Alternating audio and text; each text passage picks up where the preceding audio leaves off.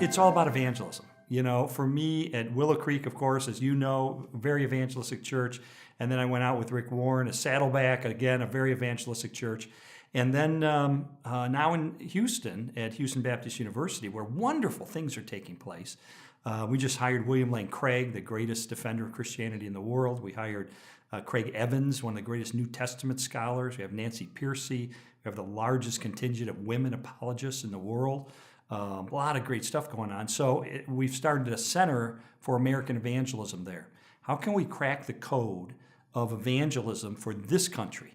You know, we like to send missionaries abroad, which is great, and I support them, and I encourage them, and I help resource them, and so forth. But somebody's got to crack the code of this culture. How do we reach this country? And so that's what we're working on, is try to figure out how can we rescue this next generation from this path of skepticism and even hostility that it's on. Well, let me throw the question back at you. How do you do that in an age of increasing cynicism? Well, I think there's several things. We have a 6-stage process that we developed for churches that I think really does turn a church from a evangelistically neutral or negative place to a place where people are coming to faith in Christ. And very quickly, it's just that pastors need to own and model the value that lost people matter to God. They need to instill that value in the congregation in a variety of ways. They need appoint leaders, and this is a key. Remember at Willow Creek was Mark Middleburg. You have to have a point leader who's in charge of evangelism, who can work with the pastor in implementing that strategy.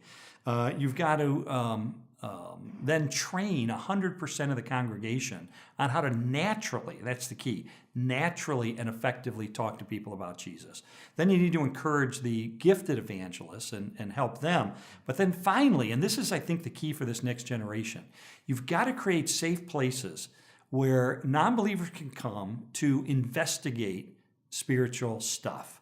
And the way we've done it, and you probably remember this back at Willow, we started to pioneer it back then, were small groups for non-believers. And we brought Gary Poole to Chicago, remember that when we were there? And we had 1,100 pretty soon non-believers in these groups. And we tracked them over a period of time and found that 80% came to faith in Jesus. In fact, that was, if I remember right, that was the problem, is that the groups then led by the evangelist didn't want to lead the groups that had believers in it anymore, wanted to go fight. That's death for an evangelist. Group of people. Give them to somebody else to disciple. Yeah, get them out of my hair. I gotta go lead somebody else to faith. So that's very true. If you want to kill an evangelist, have them disciple someone. That'll just kill them.